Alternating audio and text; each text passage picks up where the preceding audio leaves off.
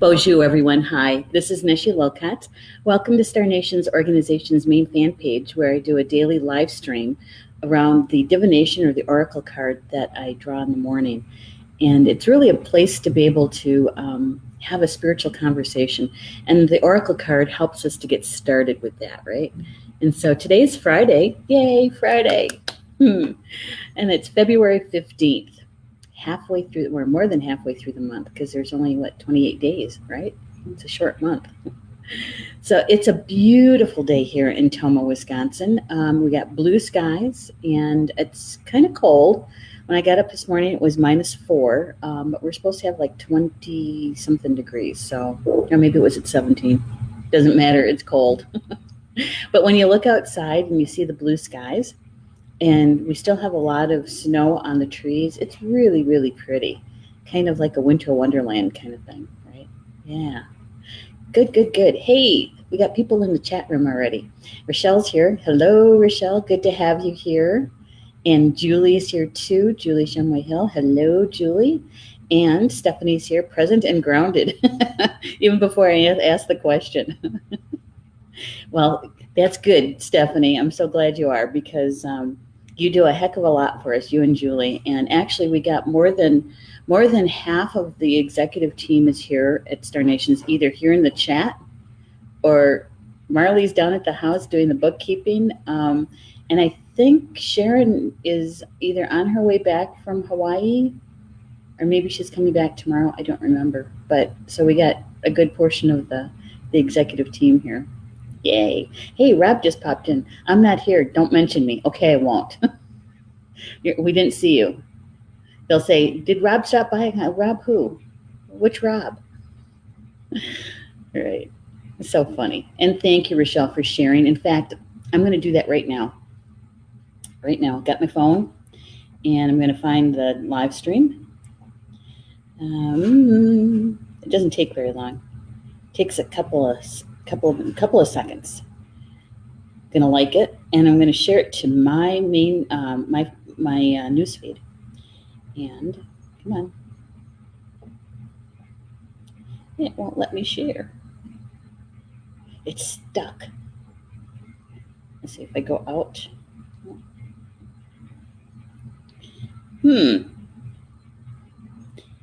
Facebook won't let me share, or maybe it's my phone that won't let me share. There it goes. Just had to think a little bit. All right. And I'm just going to say hi to my friends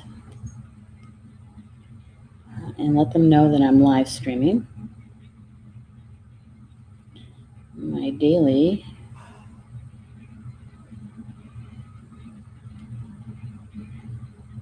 and got to spell it correctly. That helps.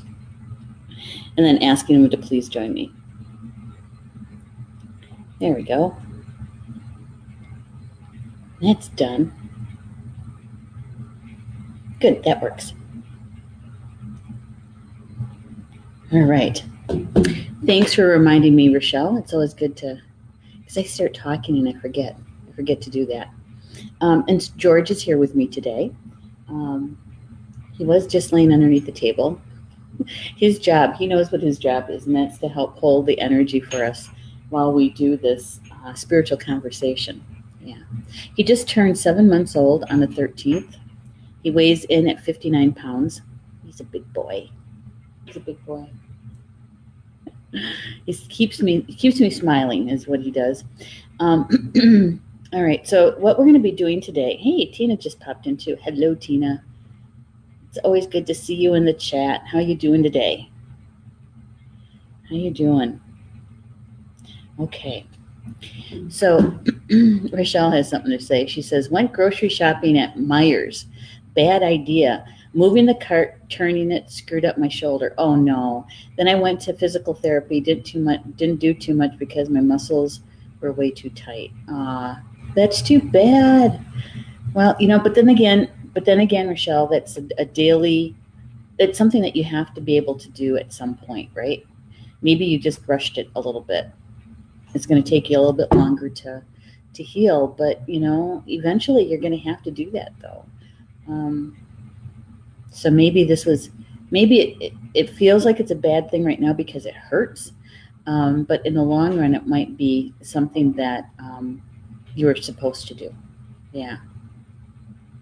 And Stephanie is saying, "Oh my God, Ben and George were the same." That's funny, Stephanie. Yeah, well, it's a possibility that George will grow even more because he's only 7 months old. So, he'll fill out a little bit, right? Yeah, that's kind of funny, though. Hey, Pat's here, too. Hello, Pat. I'm glad you're here. Yeah, cold? Yes, it's cold. Yes, it is. Like I said earlier, got up this morning at when I came downstairs at 6:30. It was -4. I don't think it was supposed to get too much warmer. I want to say I said 20s, but I think it was only our high was supposed to be like 17. Yeah, it's still cold. No matter how you say it or how you cut it, right? It's still cold. Yeah. So, yesterday with the cards, we had our very first dragon and dragon card with the Oracle deck. And I'm just going to share this for those that might be watching that don't know what card deck we're using. We're using the Druid Animal Oracle deck by Philip and Stephanie Cargome. It's illustrated by Bill Worthington. And they're from England.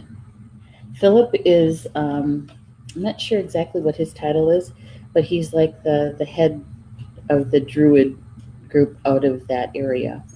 And so, and this was copyrighted in 1996, but it's still it's very interesting. I'm learning a lot. I don't know about you guys, but I'm learning a lot about the Druids and how they relate to the animals through the cards. Yeah. Today is even interesting. It's when I did the card draw this morning, again, 3 fell out, landed on the floor, and I looked at them for like a half a second, and it's like, all right, so yesterday 3 fell out, and Tuesday 3 fell out. So definitely doing this Celtic thing with the 3, right? The power of 3. Whereas, from a Native American point of view, perspective, we believe that the sacred 4, right? The 4 directions, the 4 elements, we have a special relationship with the number 4. And for the Celts, they have a special relationship with the number 3. It's the goddess number, right? The maid, mother, and the crone. And so a lot of things for them are in 3s. And so I'm looking at those 3 cards on the floor, and so I'm talking to my team, and I said, okay, so how many cards do we get today? And it was 1. And I said, which one is it? And it said the center one. And so I flipped it over, and I had to smile because most people wouldn't think this particular animal is, a really a special card to be drawn and that kind of thing. But we'll see how you guys feel about it. Rob says, I've been dragging all week. Well, this was a fire dragon, so that could be a problem, Rob. That could be either painful or clear a room. He's the head of the OBOD order. Okay, so but what is the OBOD? Because that looks like an acronym. What is the OBOD? Because I know that I watched a couple of his Philip's live streams recorded, and they're really good. If you want to know a little bit more about the Druid stuff, right?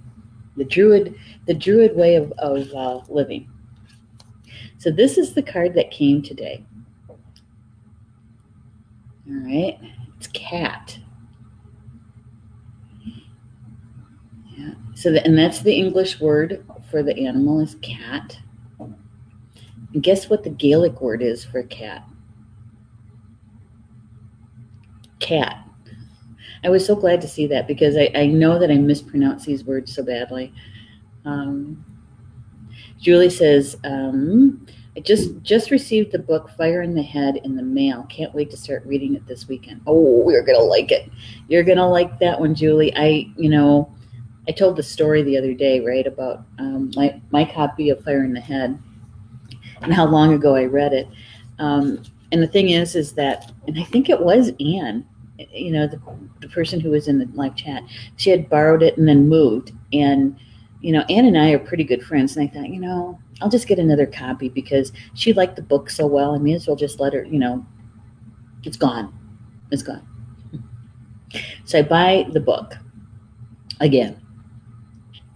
And so I reread it, right? Because it's a new copy. And so I reread it and I don't know, I want to say several months later, in the mail, I get a book from Anne. She says she was unpacking boxes and ran across the book and felt so bad because she had borrowed it and didn't return it. And so she was mailing it back to me.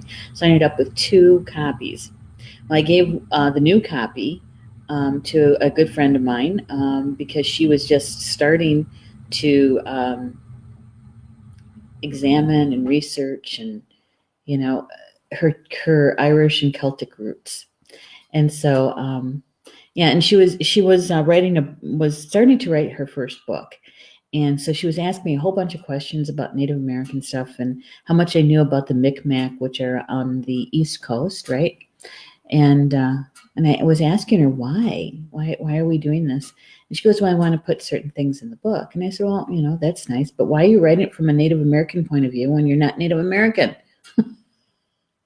Why don't you write it from your Irish and Celtic or your Scottish heritage? That way you kind of get to know who your ancestors are, And that slowed down her book a bit, but she says that was the best thing that she ever did, was to backtrack and learn more about her ancestors and write her book from that perspective. And that was Donna Thompson. Yeah. Yay. Thank you, guys. See, I just have to ask. Order of Bards and Ovids. Order of Bards, Ovids, and Druids. Okay. Yay.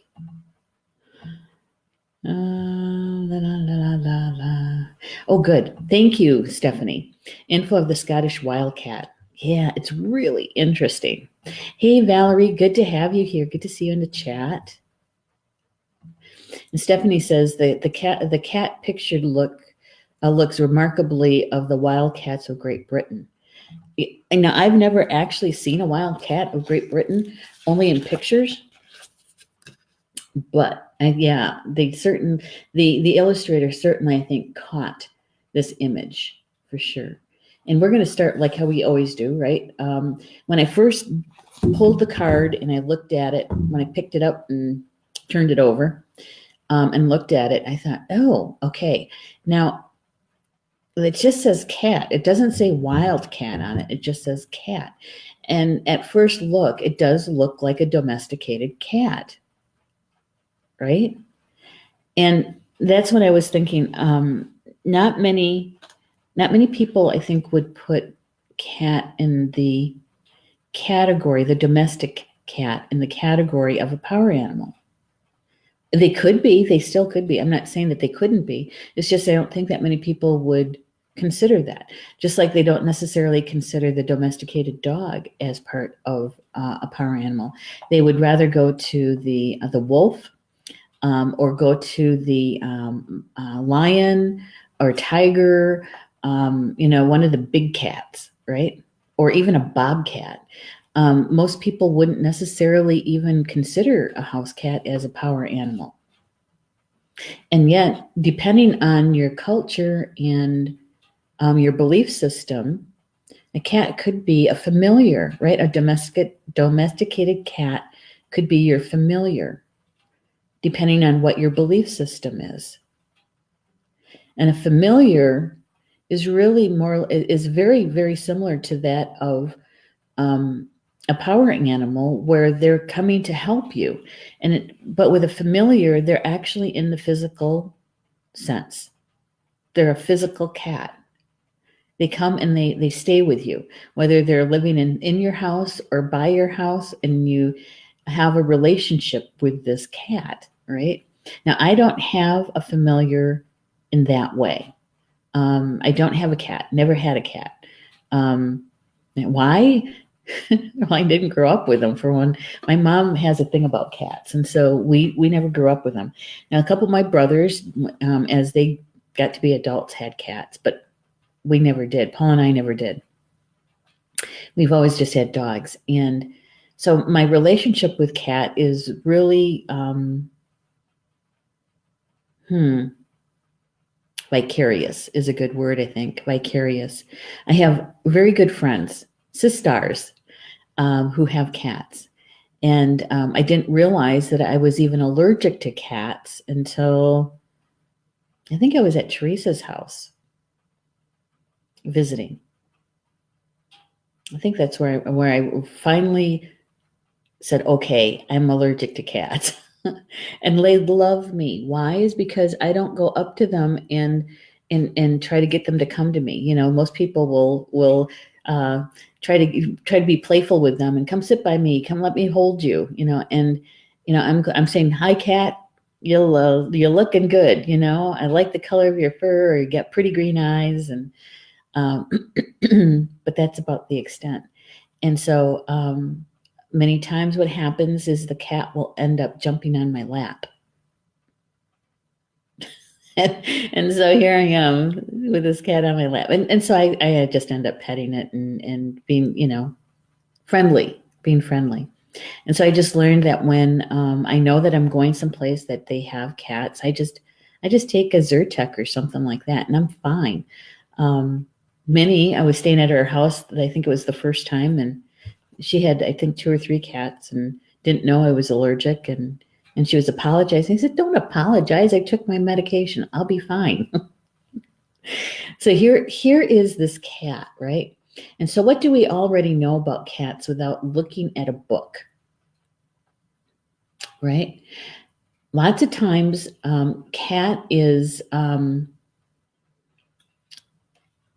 it has, what's a good word? The sensuality, I guess, is a good one. Many people think of feminine energy when they're thinking about cat, right? And really, a cat is very sensitive to energies of all kinds, and so if you have a lower vibrational energy in the house, many times your cat's going to react to it. And in the same token, if you have a really good energy that feels really, really good to them, man, they just love it. They're purring and they're practically laying on top of it, right? And if it's of a lower vibrational energy that they just doesn't feel good to them, they will hiss at it and they will not go near it, right? And so, the domesticated cat is really very helpful in helping you to read energies. And of course, depending on if they're good hunters or not, the mouse population around your place may be very low, as well as the rabbit population and the bird population, if they're good hunters. Yeah. So let's take a look at this card. At the very top, see, in the background, we have another tree, right? And have you noticed that in this deck, almost every tree we have doesn't have leaves on it? It's a bare tree, right? And then the cat itself,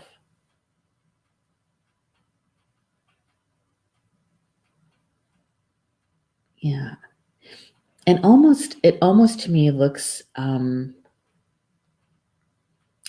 like it's a spirit. Do you see the white outline along the ears, around the head? And I know that's just to demark it from the rest of the body, but when I first looked at it, I thought, what is that white glow around his head? I call it a he, but doesn't necessarily have to be a male.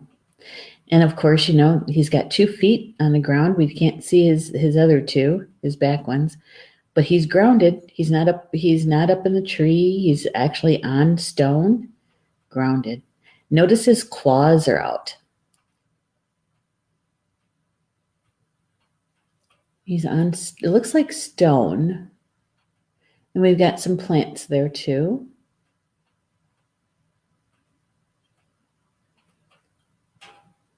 And, he's got his back arched, right? And so what does that mean when a cat arches his back like that? It's kind of almost looks like he's ready to pounce to me. Cat.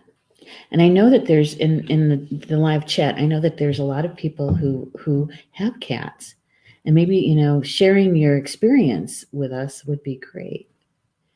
Hey, Connie's here. Hello, Connie. Connie is one of our live stream show hosts. Yeah, she has a show called Spiritual Mysteries of Life. It's on the last Thursday of every month at 10:30 Eastern. And so it's good to see you in the chat, Connie. Come and add your wisdom to what we're talking about. Yeah.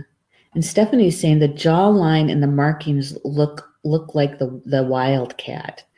Ah, the jawline. So the jawline on a wildcat is wider. Rob is saying they will purr and cute you to death. That's true. That's really true. Although, cats do bite, just like dogs bite. Yeah. One of my sisters has a beautiful, what is that? Is it a mountain coon cat? No, I probably got the breed wrong, but Miko's a huge cat. Gorgeous, gorgeous cat. I haven't met her in person, and Tina's saying cats are mysterious animals. Aren't they though? They are. Rochelle says, I have 3 and love them. Yeah. Oh, good word, Rochelle. Aloof. Yeah. They can be very loving. Yeah. Oh, yeah. The warning, right? The warning. And I think that most animals, even dogs, will do this, that they don't necessarily like everybody. I mean, they will, if they like you, they will let you know. They're all over you. They won't leave you alone. And if they don't like you, the cat won't approach you. They're gone, right? And dogs will back away. Most times they'll bark at you. But I think that they're reading our energy much better than us two-leggeds sometimes read energy, right? Yeah. And Tina says defense. Yes, exactly. Yeah, wasn't sure. The feeling I had was definitely facing something that it didn't like.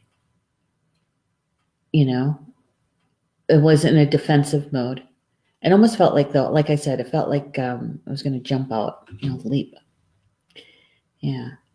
Rob is saying back arched, hair up, ears back, territorial. Yeah, I noticed that. The ears, right? The ears are back. And chances are it's not purring. Chances are it's probably hissing. And look at his eyes. That gold color.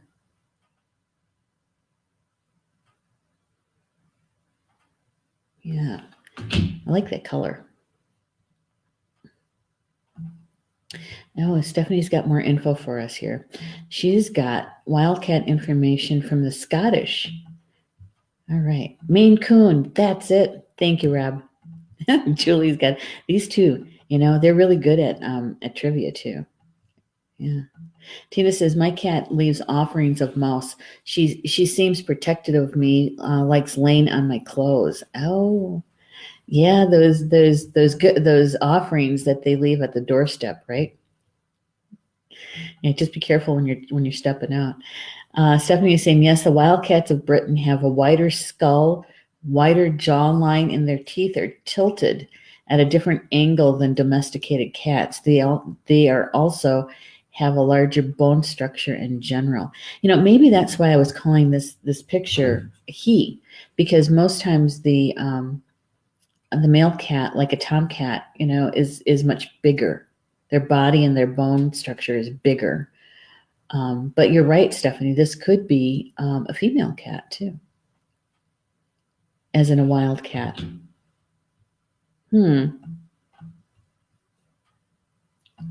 Rochelle says a group of cats is called a clouder. Clouder. That's another good word. That's a good Scrabble word. Tina says, I'm a cat person for sure since I was small. Yeah, I just never spent time with them because my mom um, grew up with cats. My grandmother had cats, and my mom never liked the cats. And so when she had her own home, she was never going to have a cat. And so that's how we grew up. We didn't have any cats. We had dogs, but we didn't have cats, and the dogs weren't in the house either. Yeah. So my experience with cats are pretty limited. Um, I like them, and Paul's not the same way. He didn't grow up with them either, and so we've just really been more of a dog people, I guess. You know, um, and with the cats, we'll call them a feral cat because there is a difference, right, between a feral cat, wild cat, and a domesticated cat. A feral cat is a domestic cat that lives on its own, right? Definitely a wild cat, but it's not necessarily like a bobcat, or the British wildcat. It's not like one of the big cats, right? Right. All right. And so when we start talking about cats, they have certain phrases around them as well, that are part of our belief systems, right? And one of them is that when you're being called a wild cat, when a human, a two-legged, is being called a wild cat, what does that mean? It means that they're fierce, right? And it depends on whether or not it's a man or a female or a male, right? When a man is called a wildcat, a lot of times it has to do with their job, right? And when a woman is called a wildcat, it usually has to do with her sexuality. Isn't that different? That's really different. Yeah, that's the one that kind of went through my mind, was the wildcat. And I thought, for when men are called wildcats, it's connected to their job. And that means that they go from job to job, right? And it's actually a certain kind of position or skill in a job. Whereas if a woman is called a wildcat, it's usually connected to her sexuality. It's kind of weird what we do with those kind of phrases. Like I said, us humans, us two-leggeds, we can certainly make things more complicated. Yeah. Julie is saying, whoops, I thought I clicked on that. I am both a cat and a dog person, always have more than one of each in my home. Yeah, good balance, huh? Yeah, with that kind of energy. I remember, Georgie. Georgie's sleeping and he's dreaming. Yeah, that's a good boy. He's dreaming, probably dreaming about cats. All right, so let's find out what the author says about cat. So this is what Philip writes. He says, the words associated with cat from the Druid perspective is guardianship, detachment, and sensuality. Guardianship, detachment, and sensuality. He says that the card shows a wild cat in the Scottish Highlands. In the foreground, we see the yellow flowered spotted cat's ear and the pink flowering cat's foot. Hill cat's glove, also known as pennywort, is growing by the cat's tail.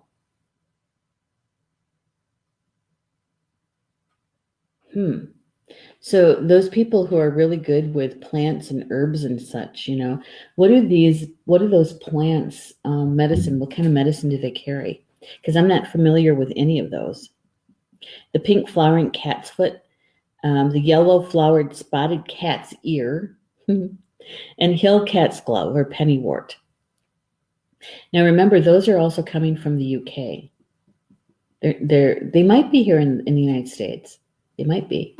But, the perspective of the author is coming from the UK. He goes on to say that cat brings us the ability to observe situations quietly without judgment before making decisions. Apparently asleep, but really listening. A cat can sit for hours until it acts with its decisiveness. Remember that the saying, and this is coming from the UK again, a cat may look at a king. You have a right to know and to judge important issues for yourself in your own time. I'm going to read that sentence again because I think it's really important. Okay, it says, you have a right to know and to judge important issues for yourself in your own time. The cat unites an awareness of the spirit world with a highly developed sensuality. These two attributes are not polar opposites, as a dualistic spiritual teachings would have us believe, but are facets of the continuum of awareness and sensitivity. Working toward wholeness involves enhancing our appreciation for both the physical and the non-physical worlds. Again, I think that's a really important piece. Working toward wholeness involves enhancing our appreciation of both the physical and the non-physical worlds. So a lot of times I think that when we're on our spiritual journey, when we're going on a quest, right? What's our next experience? How much do we read? How many classes do we go to? How many conversations do we end up having that are more about spirit than the physical world? I think that, for me and what I have observed is that we go through an ebb and flow of that when we're awake on our spiritual journey.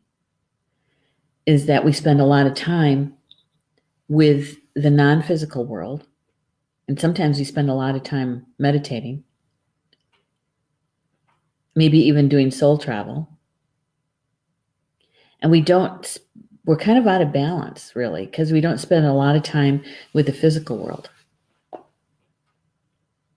We'd prefer to be in the other world, and usually for good reason.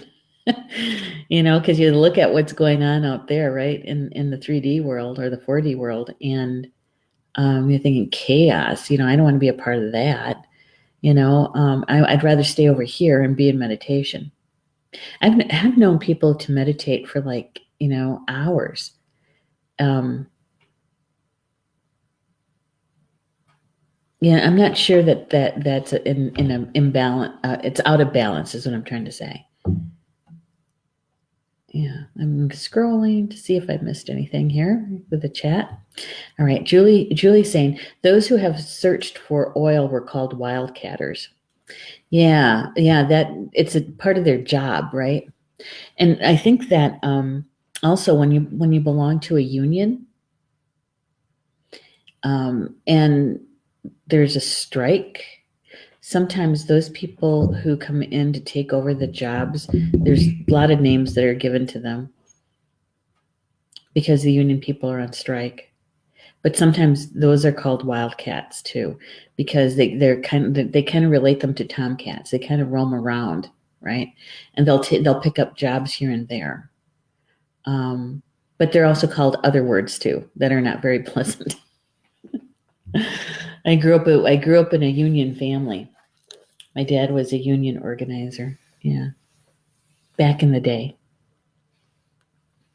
All right. So again, the card was not drawn in reverse, but I think that there's a couple of pieces in here that could be very useful from what the author says. He says that this card may, if it's drawn in reverse, may mean that you must be wary of becoming an accent cat.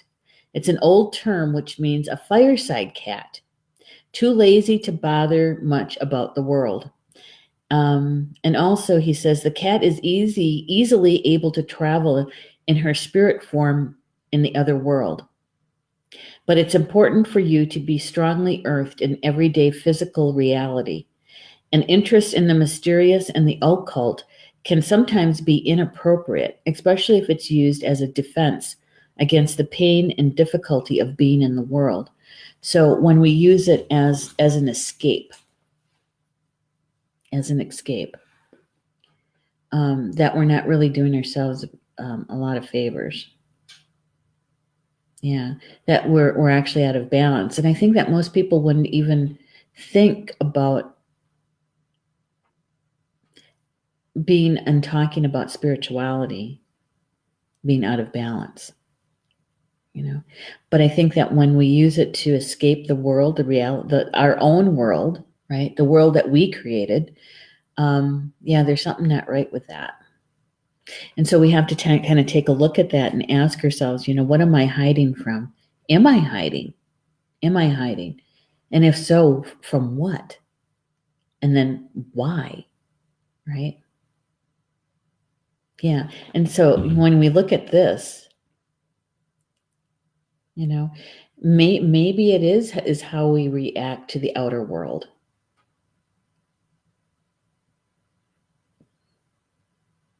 And maybe that energy or that spirit of that cat can help us to kind of sort that out.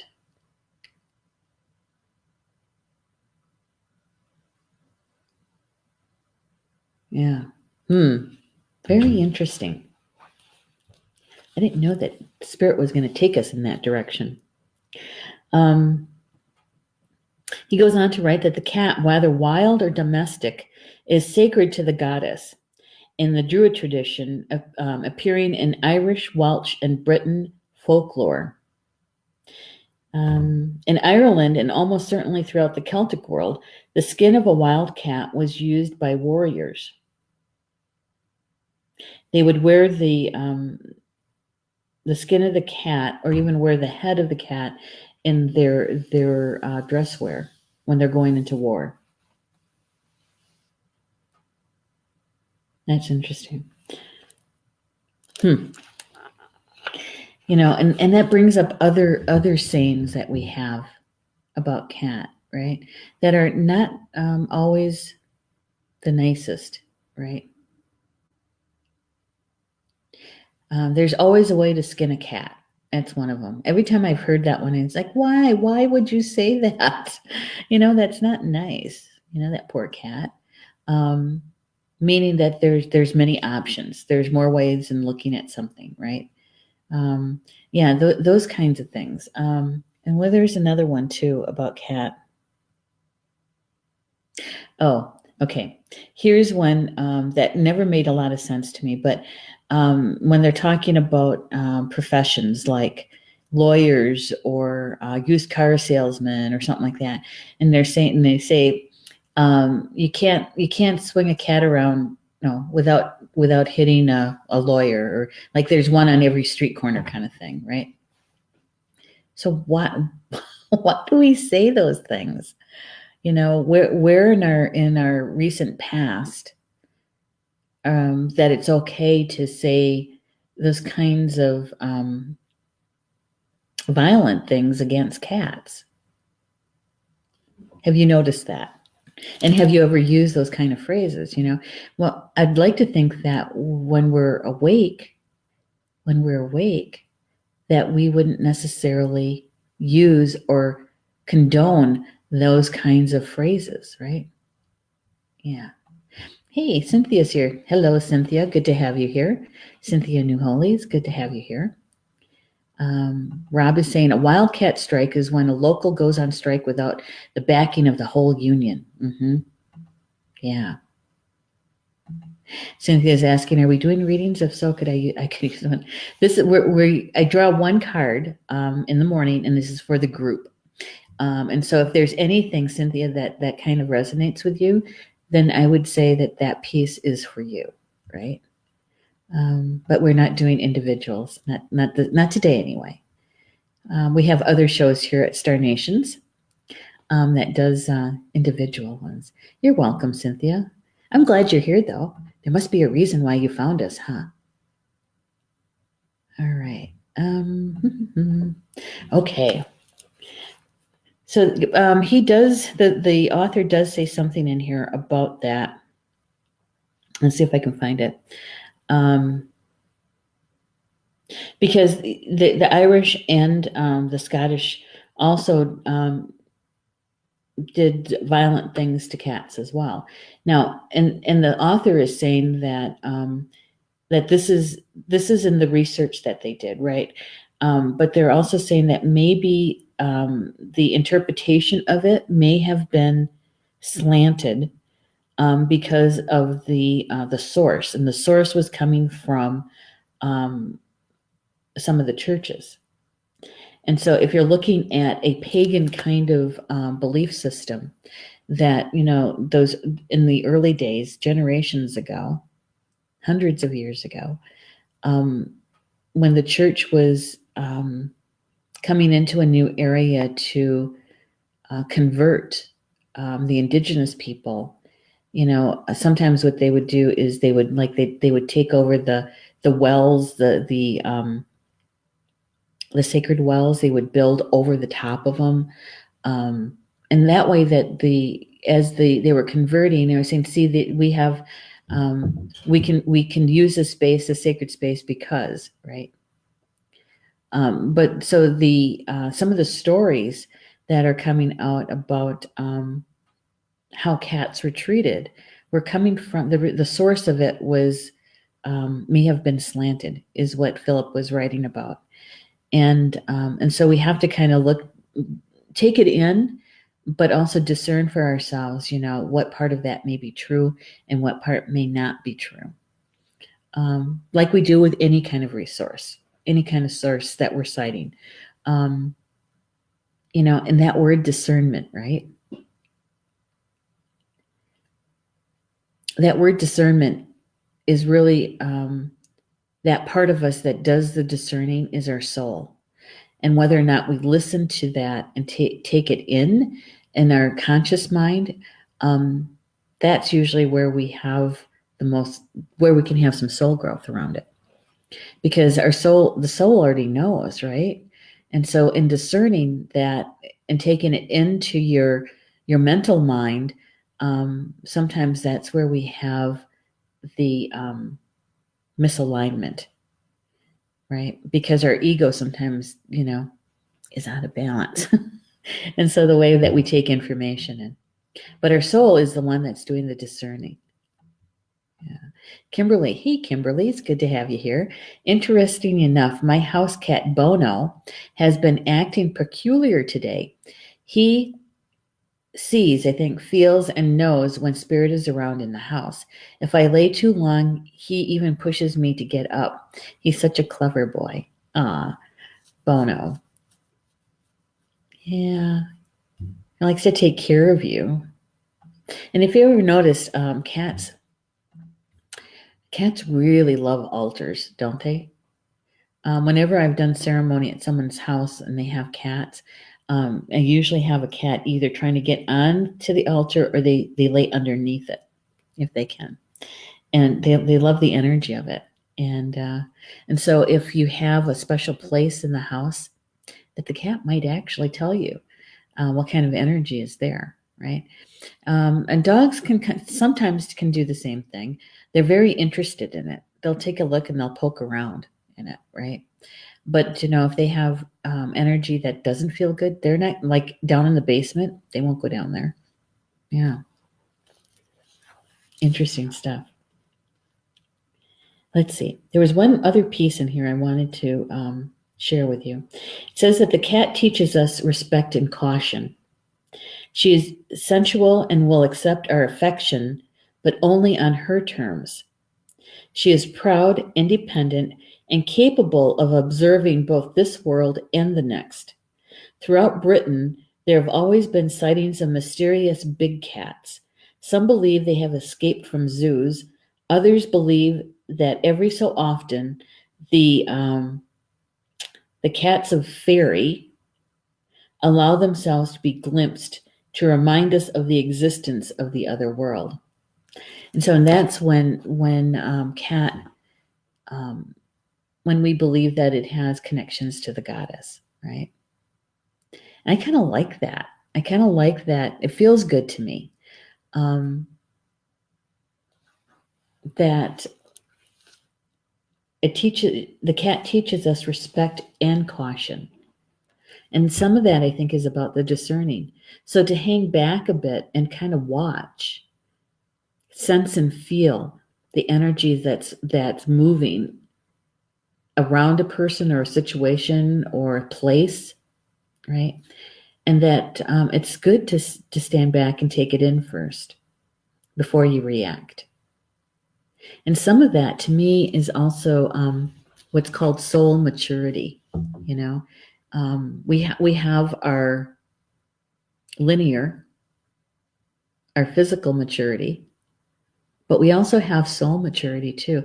And you know, our soul and the experiences that we've had and that we've gathered over the lifetimes, right? Is that when we have when we take the time to not just discern, but to take in the information first, and information of all kinds, not just verbal, but of all kinds.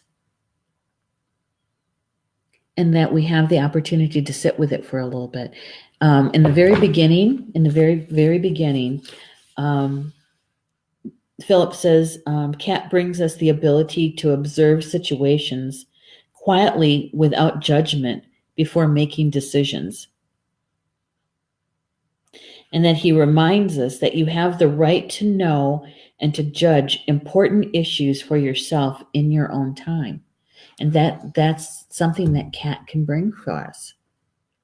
And so if you're looking for assistance in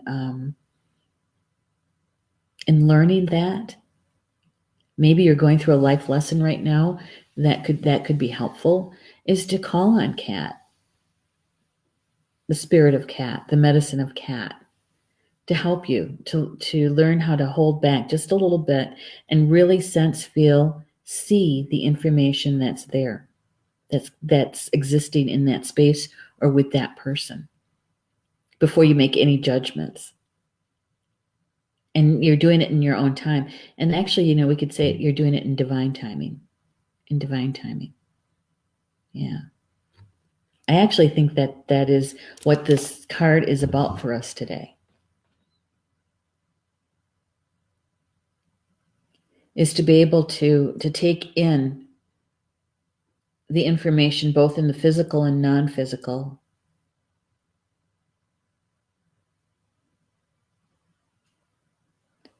And to make our own decisions in our own time. And when we're discerning, once we take in the information, we've read the room, we've read the person in as many different ways as possible, in, you know, their mental, their emotional, their spiritual, their physical. We take in the information, and then we can make our own decisions from that. But we're also at that point discerning, as we've taken in, gathered that information, and now we're going to discern. And all of this could happen in a matter of seconds or even minutes. And other times it could take you months. It could take you days to discern and to make a decision. Yeah. Yeah. Rather than rushing something. And I'm just scanning the chat. Here we go.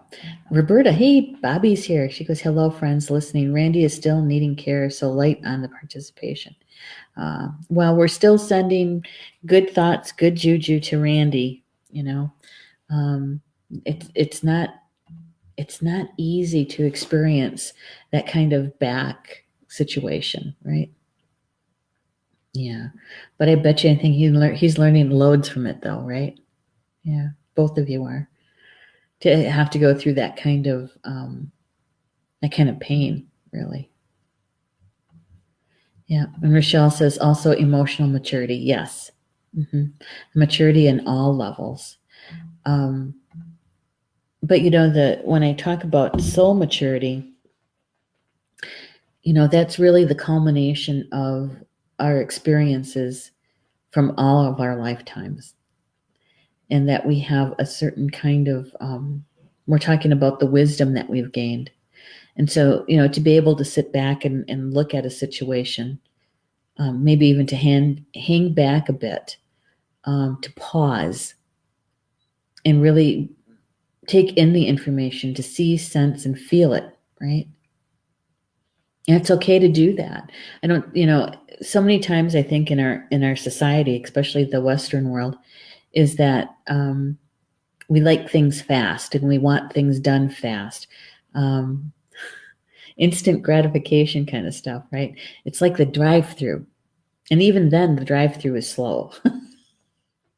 Or worse. Okay, here's a good one. Do you remember when internet was on dial-up and how long it took sometimes to connect?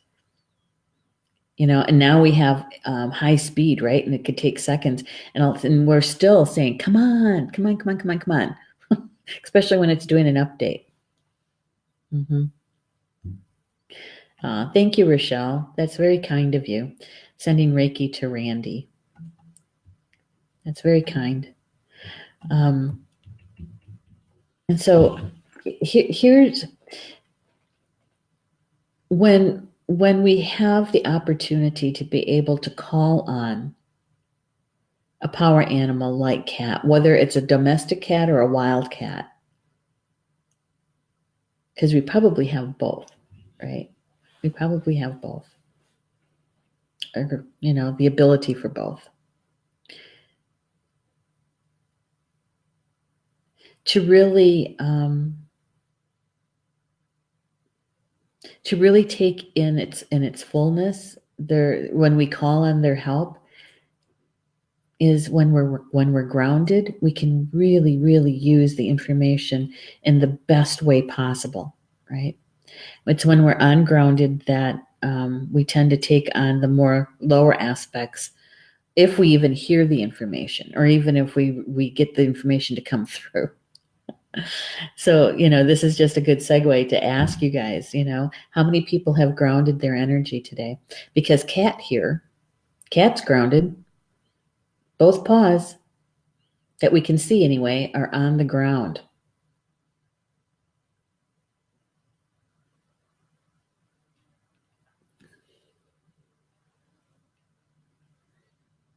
Okay, and as a side note,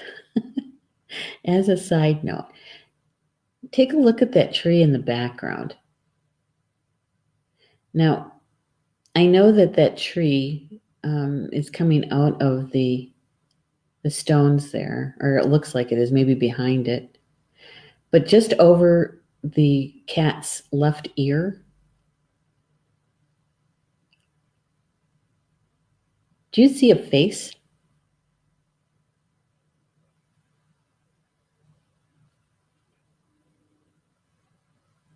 Or even in the stone to the left of his paw.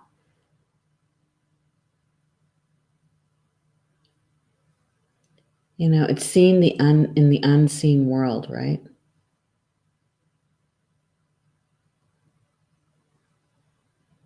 Reading the energy.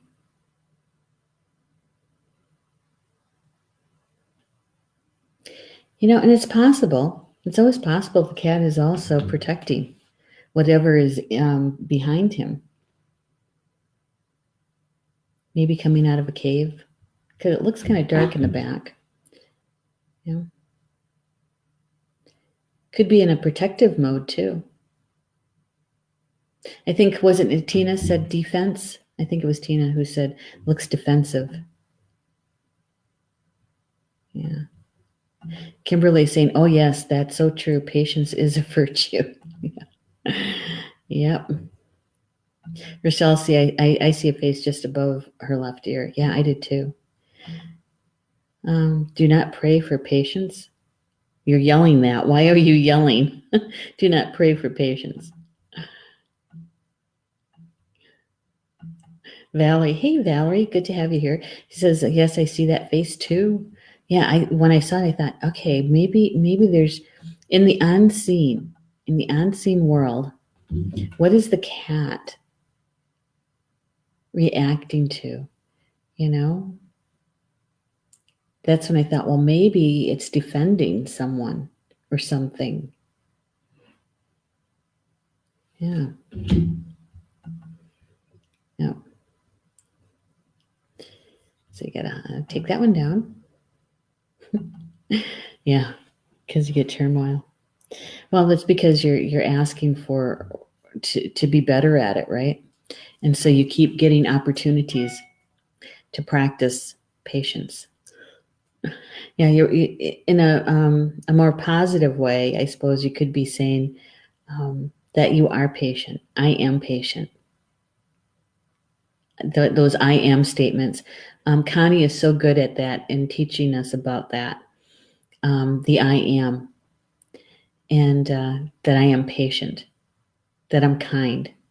And rather than saying I'm trying to be patient or I'm trying to be kind, is that means that you're not, and that you're always in that um, reaching for it, but you never really get it. I think that's what Rochelle is saying.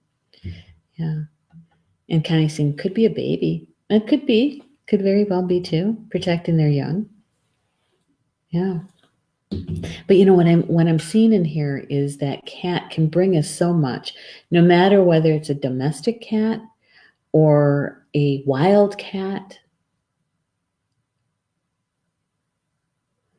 It brings us some really positive things. And from the point of view of the goddess, just to reread what Philip wrote here, he says the cat teaches us respect and caution. She is sensual and will accept our affection, but only on her terms. She is proud, independent, and capable of observing both this world and the next. Yeah. And so if you ever get the chance to see a fairy cat, count yourself blessed. Count yourself blessed. So cat. Well, today's Friday, right? Got lots of things going on. Before we move on to that, because we're nearly at the top of the hour, I just want to say that anything and everything that we shared today about cat, or anything else for that matter, is that if it resonated with you, my suggestion is that you embrace it. Pick it up and embrace it. And then sense and see how the energy of the day is unfolding around you and where this information could be helpful, right? And then when you realize that, are you a direct participant in it, or are you a witness of it? Because the energy is somewhat different between those two, but no matter what, we're learning something from it, and that's a good thing, right? And if it didn't resonate with you, don't worry, it's okay. It's all right. You don't have to pick it up. You don't have to do anything with it. Sometimes you're just the messenger. Sometimes what you need, being the messenger, you're just sharing the link of the recorded video with someone that you know that may be looking for the information or just loves this kind of conversation, right? And then you're done. That's all you have to do. Yeah.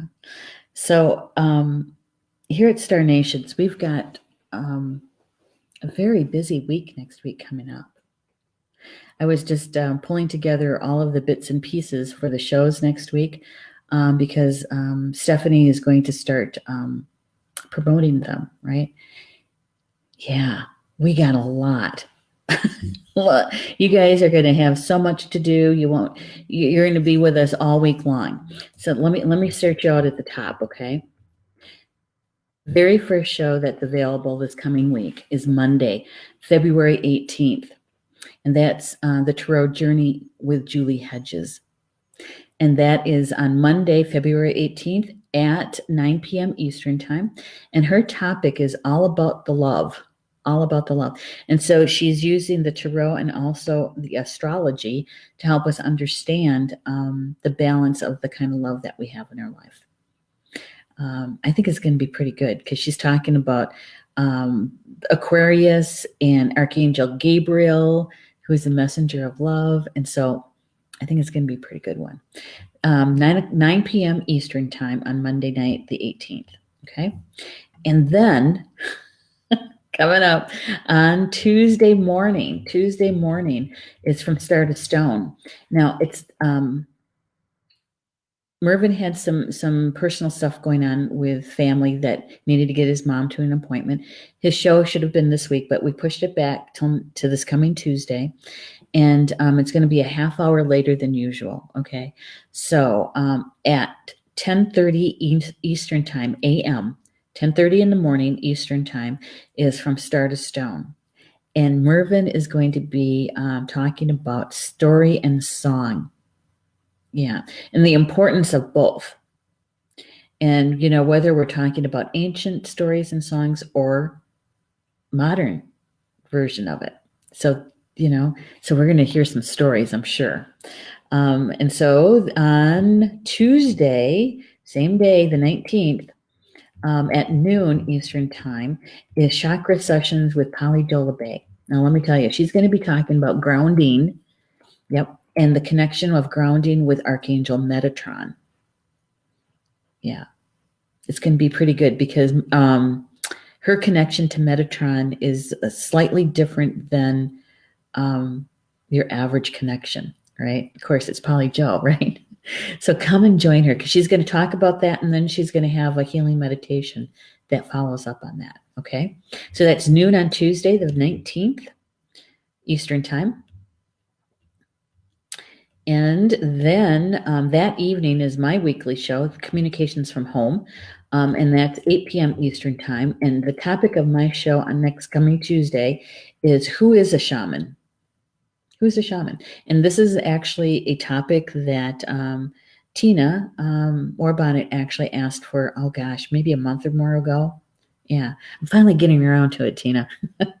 So who is a shaman? So we're going to be talking about